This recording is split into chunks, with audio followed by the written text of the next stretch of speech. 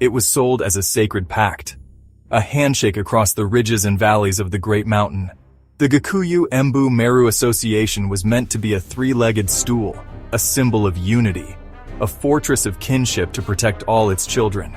And yet, 5 decades later, the sun rising over the eastern slopes of Mount Kenya illuminates a different reality.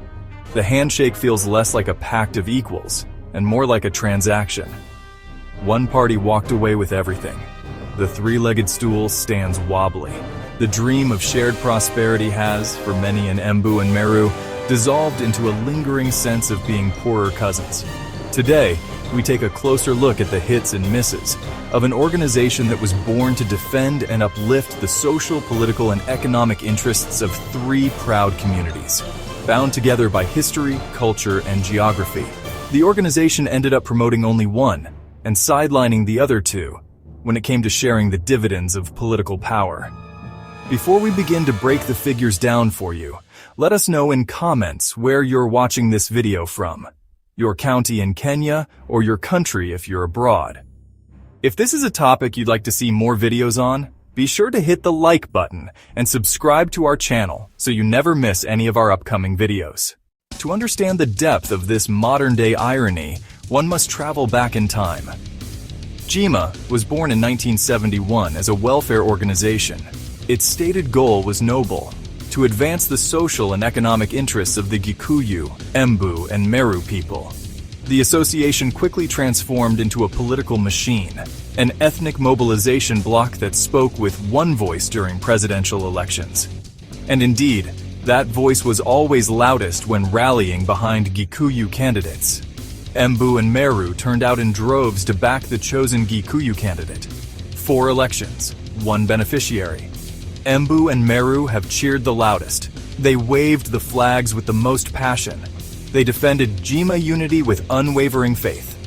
But more than 50 years later, one truth has become impossible to ignore, and the record is painfully clear. GEMA unity has been unity in name only. The Gikuyu have reaped the lion's share of political and economic rewards, while Embu and Meru have been left with little more than political slogans and empty promises. This isn't a story of outright betrayal. It is a more complex, more insidious tale of benevolent neglect. GEMA unity has been used to mask a reality of profound inequality. Embu and Meru were loyal rungs on a ladder built for Gikuyu ascendancy. Each election cycle, their votes carried the weight of unity, but the rewards stopped at the foothills of Nyeri and Kirinyaga. Words and feelings can be subjective, but numbers do not lie. A simple, dispassionate look at development data reveals a clear and undeniable pattern. By 2019, Nyeri households enjoyed 72% electricity access, while Kirinyaga stood at 66%. Meanwhile, Embu lagged behind at 47.3%.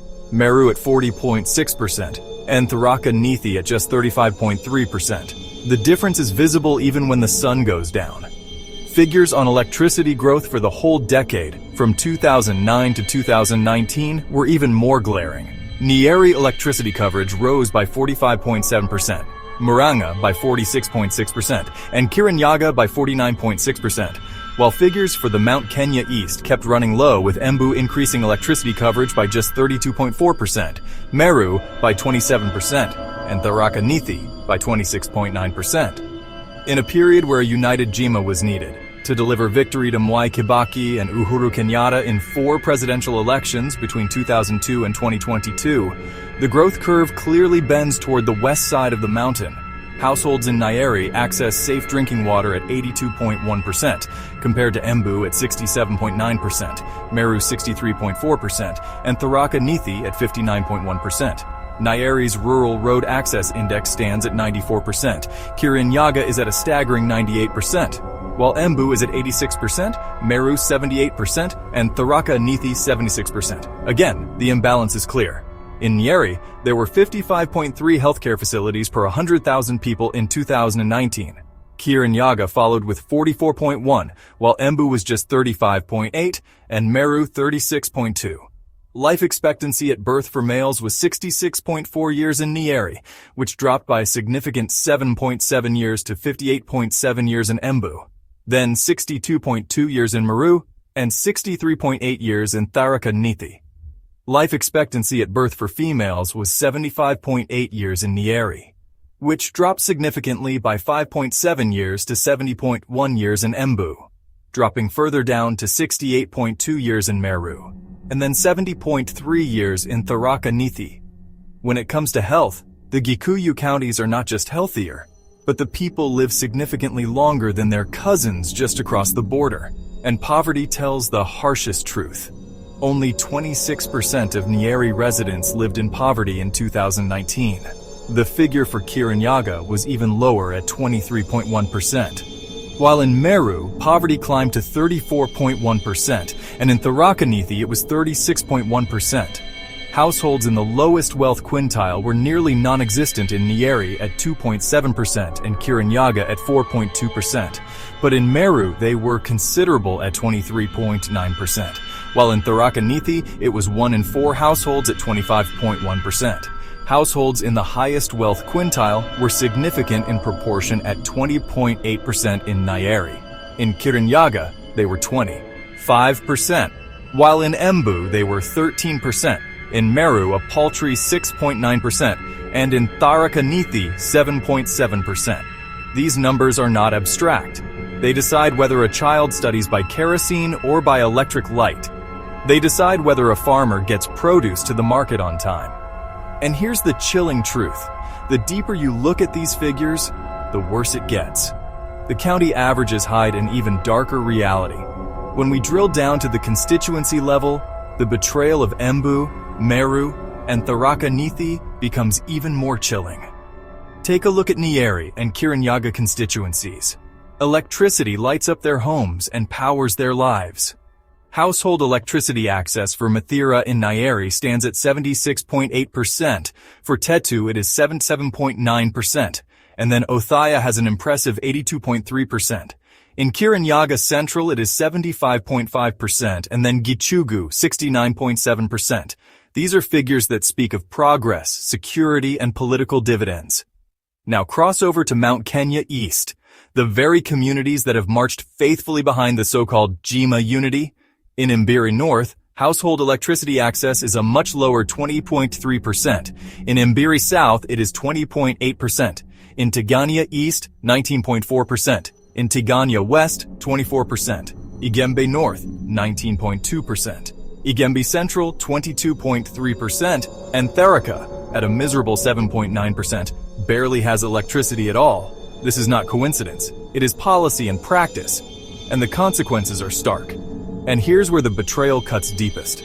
None of these GEMA constituencies in Embu, Meru, or Tharaka Nithi can boast any figures better than Turkana Central at 26.6%, Kapenguria and West Pokot at 27.2%, Samburu West at 24.2%, Bura and Tana River at 29.9%, Galol and Tana River at 31.5%, or even Wajir East that beats each one of them twice over at 47.8%. The so-called cousins in Embu, Meru, and Tharaka Nithi are today worse off than some of Kenya's historically marginalized counties. What kind of brotherhood would leave someone so badly off? At the county level, the betrayal was hidden in averages. At the constituency level, the truth is undeniable. Embu, Meru, and Tharaka Nithi have been reduced to cheerleaders for a 50-year-old GEMA unity that only enriches others while leaving their own homes literally in the dark. Time to begin to ask real questions is now. 4 elections, 1 beneficiary, a GEMA unity that leaves one region much poorer. The evidence is everywhere you look. And yet, the pledges keep coming as if facts could be wished away. This is the irony the mountain must face. The rise of Professor Kithure Kindiki to the office of Deputy President in 2024 should have been a turning point. For the first time, a son of Tharaka, from the very heart of Mount Kenya East, occupies one of the highest offices in the land.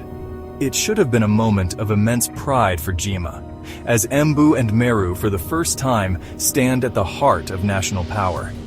Yet instead of a celebration, the GEMA chorus is being redirected, and GEMA is being herded back to Rigathi Gachagua, the impeached former deputy president, as the mountain's kingpin. The irony cuts deep. Even with power in hand, Embu and Meru are being told to continue clapping for Nyeri.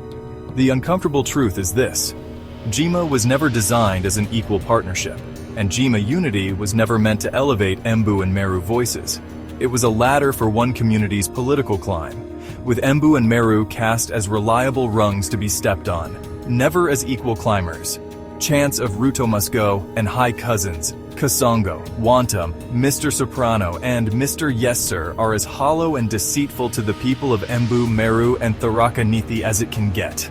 More so, if the choirmaster is coming from Mathira in Nyeri, where the household electricity access at 76.8% is 10 times that of Tharaka, which is just 7.9%. The people of Mount Kenya East have a seat at the table, a very important one. But they are still not in a position to decide what's on the menu. They are still being asked to cheer for others while their own plate remains half empty. This is the Kindiki paradox, representation without a structural shift. To find a way forward, perhaps Mount Kenya East needs to look back. Specifically, at the playbook used by Nyeri in the 1990s. While much of the mountain coalesced around one candidate, Kenneth Matiba, Nyeri chose a different path in 1991. They charted their own course, backed Mwai Kibaki, and started to build their own leverage. When Kibaki ascended to the presidency in December 2002, the development dividends that flowed into Nyeri were transformative. This holds a crucial lesson for Embu and Meru. Strategic independence can create leverage, not just loyalty. Nyeri did not become powerful by simply following. They became powerful by leading their own charge. The question for Mount Kenya East is whether they have the courage to learn from their neighbor's strategy. It is time to decide between loyalty and leverage. Today, the political currents are swirling once again. The upcoming by-election in Mbeere North is more than just a local contest. It is a microcosm of the larger dilemma. For Mount Kenya East, it is the first real test of political maturity after decades of playing second fiddle under the illusion of GEMA unity. The seat is not just about who represents Mbeere North in Parliament. It is about whether the people of Embu, Meru, and Tharaka Nithi finally choose to chart their own cause, or remain pawns in a political game that has only ever crowned others. A win in Mbeere North will reverberate far beyond Embu County. It will mark the first symbolic and strategic declaration of independence by Mount Kenya East.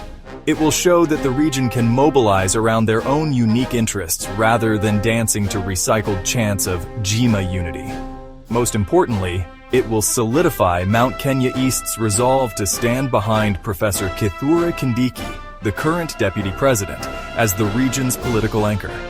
Unlike many regional politicians, Professor Kindiki is not a backroom player.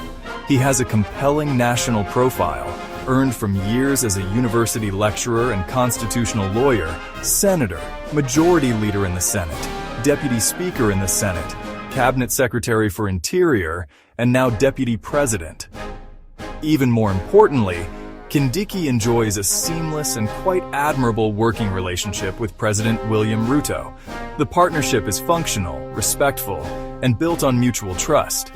It is a far cry from the toxic deputy presidency drama Kenyans have witnessed before.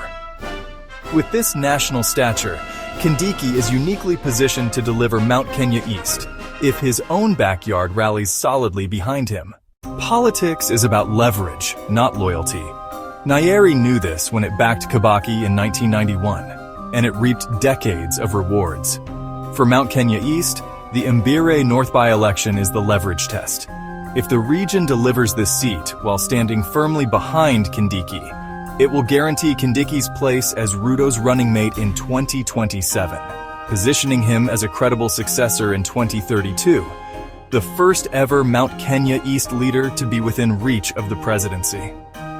For 5 decades, Embu, Meru, and Tharaka Nithi have been the loyal cousins, mobilized to deliver votes but sidelined when power was shared. Mbeere North can be the first true step toward liberation. It is not just a constituency by-election.